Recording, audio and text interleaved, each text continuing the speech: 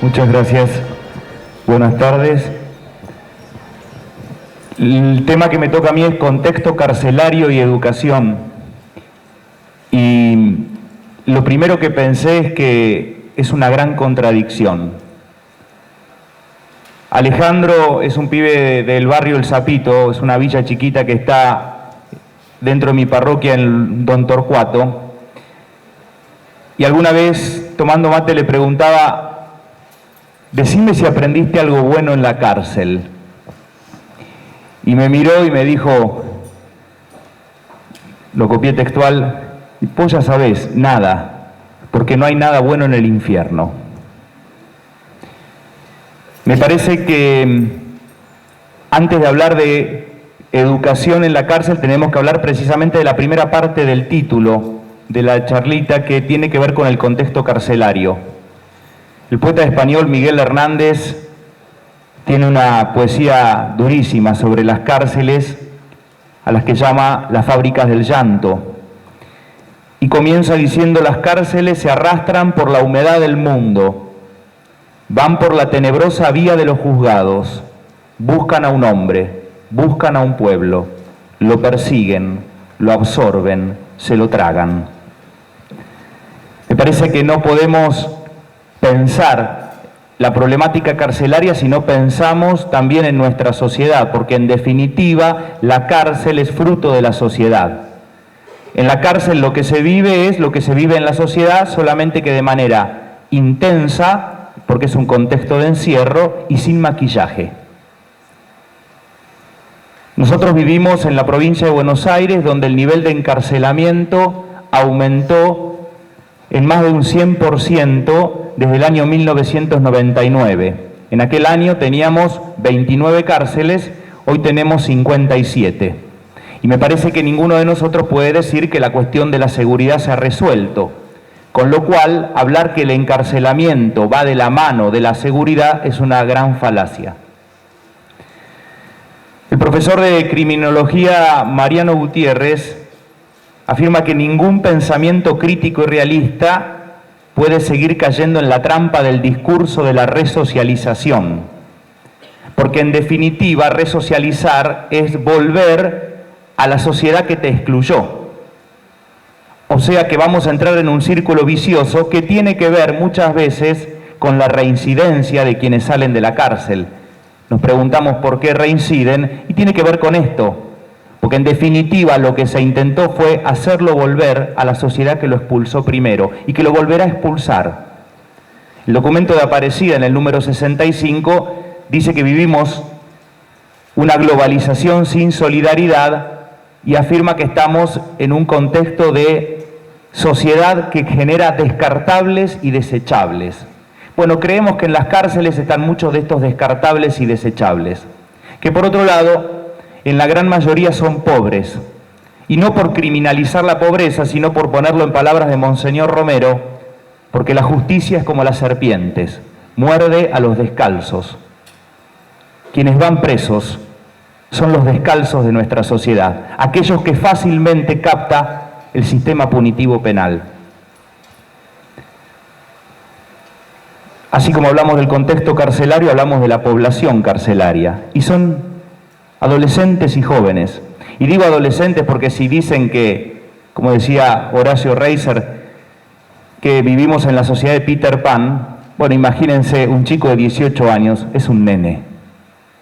Es un nene con todas las palabras, pero un nene atravesado por el flagelo de la droga, un nene que para entrar en la cárcel primero hubo una cadena de conflictos previos. Conflicto en su familia, conflicto con su barrio, conflicto con la escuela, conflicto con la iglesia, conflicto con las distintas instituciones, que todas de algún modo se tornaron expulsivas. Y entonces hablamos, o los mismos que están presos te dicen: yo soy un preso, padre. No, vos estás preso. Y en realidad decir soy un preso tiene que ver mucho con algo que alguna vez he escuchado a algunas docentes: este chico problema. No, no es un chico problema, es un chico que tiene problemas. Por eso Nos parece que esto es fundamental. Con todo esto que estoy diciendo, en ningún momento vamos a negar las brutalidades que muchos de los que están presos hacen. San Agustín decía, hay que estar cerca del pecador y lejos del pecado.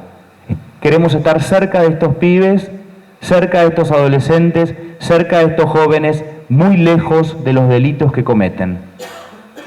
Pero sí, nos parece que hay algunas claves, porque en definitiva me parece que todos queremos vivir en una sociedad más segura, no solamente más segura en cuanto al delito, más segura en cuanto a la vivienda, más segura en cuanto a la educación. En el año 2007 se hizo algún tipo de encuesta. Es muy difícil tener estadísticas ciertas sobre la cuestión carcelaria. Imagínense, si nos dicen que no hay inflación, imagínense si nos van a decir los datos verdaderos de una cárcel. Había 50.980 presos, personas presas, perdón. 2.594 solamente habían terminado la escuela secundaria. 50.980 personas presas, solo 2.594 habían terminado la escuela secundaria. 24.000 no tenían ningún oficio o profesión y más de 40.000 nunca habían participado de un programa de capacitación laboral. Los descalzos de nuestra sociedad. Pero quizá más interesante que ver solamente que la mayoría no tienen ningún tipo de educación formal secundaria y muy pocos terminada la primaria, sea interesante también plantear que en el 2002 teníamos 45.000 personas presas y hoy tenemos más de 65.000. Quizá porque como sociedad hemos legitimizado el tema de que los adolescentes y jóvenes en contextos de pobreza o que viven vulnerabilidad social tienen su destino con C, digo yo, que es la calle primero y después la cárcel o el cementerio. Como su autoestima es muy baja, como ellos mismos tienen en general, una memoria muy selectiva. Ayer estaba justamente con un chico que le preguntaba, contame cosas lindas de tu vida. No, padre, mi memoria es más chica que 1 giga, me dijo. Me llamó la atención el lenguaje cibernético. Y entonces le digo, ¿y cosas malas? Tengo un montón. Entonces no tenés una memoria de 1 giga, lo que tenés es una memoria selectiva. No sos capaz de descubrir cosas buenas en tu vida. Y entonces me parece que la clave de la educación en este contexto carcelario, con esta población carcelaria, es volver algo que ustedes seguramente saben más que yo, y es el concepto de educación que viene del latín educere, sacar de adentro, partir de tus propias potencialidades. Y entonces recordaba el lema del Congreso Diocesano de Educación, tener fe en la educación. En realidad, primero, en el contexto carcelario debemos tener fe en la persona con la que estoy tratando. Creer que dentro de él, dicen algunos pastoralistas de jóvenes, hay un héroe dormido. Y que lo que yo quiero como educador es ayudarte a despertarlo. Porque sigo creyendo que en vos hay una persona que tiene un montón de potencialidades. Y entonces educar, en definitiva, es eso. Mucho más que contenidos académicos, es ayudarte a despertar. Esto, en el contexto carcelario, es terrible porque en general los docentes, los profesionales y también la gente de la pastoral carcelaria tenemos que vacunarnos contra el virus de la prisionización. El virus de la prisionización, ¿qué es? En definitiva es, nada va a cambiar. ¿Y con este pibe qué voy a hacer? Este no cambia más. Siempre hace lo mismo. Es una bestia. Si tenés esa idea, o si el virus de la prisionización te picó y no te vacunaste, no vayas más a la cárcel. Porque lo único que vas a hacer es engordar tu postura y la de muchos en la sociedad que siguen creyendo que la solución pasa por meter gente tras las rejas. Respecto a la educación en la cárcel, hay 2 leyes nacionales, las 2 son bastante actuales, una del 2006, que está escrita maravillosamente, que tiene un texto increíble, pero que debe haber sido pensada para una cárcel en Finlandia. Dice la ley, es la modalidad del sistema educativo destinada a garantizar el derecho a la educación de todas las personas privadas de la libertad para promover su formación integral y desarrollo pleno. Los destinatarios son los jóvenes y adultos alojados en cárceles, los adolescentes menores de 18 años que estén en institutos penales cerrados y los niños o niñas que vivan con sus madres detenidas. Y entre los objetivos, leo solamente algunos, garantizar el cumplimiento de la escolaridad obligatoria a todas las personas privadas de libertad, ofrecer formación técnico-profesional, favorecer el acceso y permanencia en la educación superior, asegurar alternativas de educación no formal, desarrollar propuestas destinadas a estimular la creación artística y la participación en distintas manifestaciones culturales, contribuir a la inclusión social, brindar información sobre diversas ofertas educativas y culturales. Bueno, dejo de leer porque es para deprimirse. Y en realidad lo que es para deprimirse es que uno lee estas cosas maravillosas y después se da la cabeza contra la pared en cualquiera de las cárceles, por lo menos las que conozco, de la provincia de Buenos Aires. La segunda ley tiene que ver con el estímulo educativo. Consiste en la reducción de las penas a las personas privadas de libertad que completen y aprueben total o parcialmente sus estudios primarios, secundarios o universitarios. En realidad es un aporte más al sistema mentiroso que existe en la cárcel, que es conocido en un lenguaje tumbero, hacer conducta. Le hago siempre conducta al otro. Nunca pienso en mí, nunca hago algo por mí, porque en definitiva como mi vida no vale, porque como les decía antes, no reconozco potencialidades y cosas buenas en mí, lo único que estoy queriendo es zafar, y es hacer conducta. Entonces, si voy a la escuela, la única motivación tiene que ver con esto, con la reducción de la pena. Pero como en general no existe ningún tipo de hábito de estudio, la deserción es enorme, aunque la escuela esté metida ahí adentro. Como un ejemplo, en las cárceles en las que yo estoy, que la deserción es muy grande, se inauguraron, si permiten la palabra, hace no muchos años, 6, 7 años. No había escuela y no hubo escuela los primeros 4 años. Es decir, estaba llena de presos, pero no había escuela. En la 47 incluso hubo que construir el edificio. Se lo habían olvidado, dicen. Creemos que algunas cuestiones claves, en definitiva el educador, y cuando hablo de educador no solamente del docente maestro, sino de la gente de la pastoral carcelaria, del personal penitenciario que también está preso pero del otro lado de la reja. Hoy uno me decía, padre, nosotros no podemos hacer ni la primaria ni la secundaria ni la universidad, porque nos dicen que estamos en horario de trabajo. ¿Y en qué horario van a ir? Si trabajan 96 horas seguidas, están metidos ahí adentro, también ellos están presos y en la educación del personal no se piensa. Dicen que las cárceles hablan y entonces habrá que tomar la frase de Paulo Freire y enseñar exige saber escuchar. Habrá que saber qué es lo que dicen las cárceles. En ese ámbito áulico, que en definitiva es un encierro áulico, pero es un encierro áulico que después, al salir del aula, también es un encierro en el pabellón, es un encierro en la celda, es un encierro en todos los ámbitos porque todo es cerrado.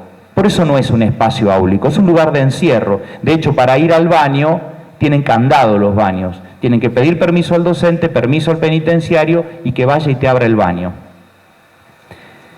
Creemos que claramente, como decía recién acá la licenciada, me gustó, y que tiene que ver también con esto de sostener preguntas, desarrollar la pedagogía de la pregunta y quedarnos con las preguntas. En lenguaje evangélico podríamos pensar en Jesús y los 2 ladrones que están a su costado. Y yo digo, pensemos en el que dicen el mal ladrón. Él tiene una pregunta provocativa. ¿Eres tú el Cristo?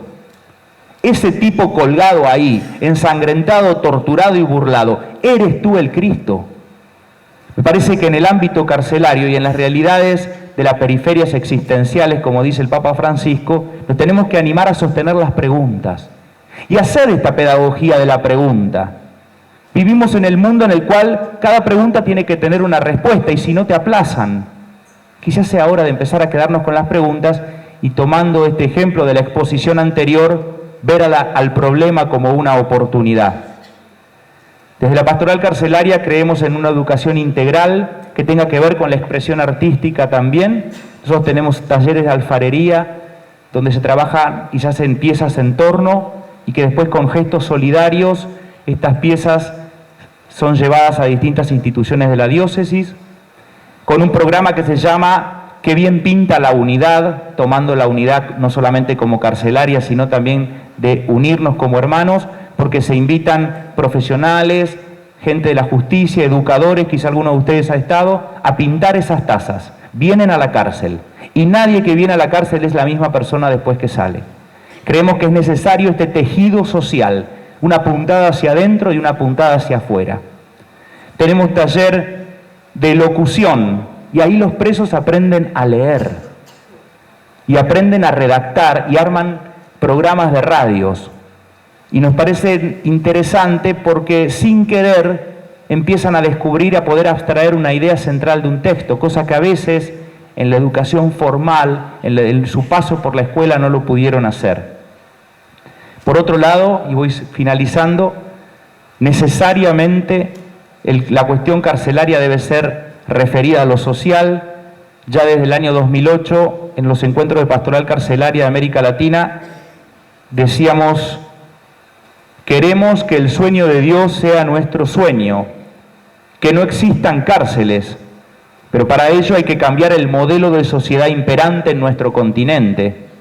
Vemos fundamental y urgente que los gobiernos de nuestros países prioricen e inviertan en una educación pública de calidad, especialmente para los sectores más pobres y marginados.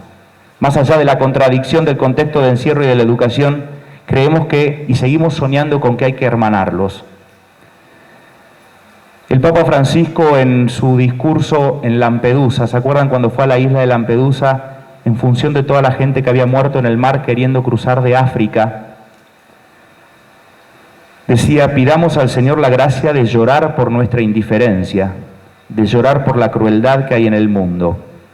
Quizás sí empecemos a ver más claras algunas cosas. Quizás sí también llorando empecemos a ver más clara la cuestión carcelaria, que no nos es ajena como sociedad, y podamos entonces contestar las preguntas del Antiguo Testamento que le hacen a Caín y que me parece que nos hacen a nosotros todos los días, ¿no? ¿Dónde está tu hermano? La voz de su sangre grita hacia mí. Y dice el Papa Francisco, esa pregunta no está dirigida a otros, está dirigida a vos, a mí, a cada uno de nosotros. Y como quiero terminar con algo positivo, tomo palabras de un poeta. ¿Qué le queda por probar a los jóvenes en este mundo de paciencia y asco? ¿Solo graffiti, rock, escepticismo? También les queda no decir amén, no dejar que les maten el amor, recuperar el habla y la utopía, ser jóvenes sin prisa y con memoria, situarse en una historia que es la suya, no convertirse en viejos prematuros. ¿Qué les queda por probar a los jóvenes en este mundo de rutina y ruina? Cocaína, cerveza, barras bravas.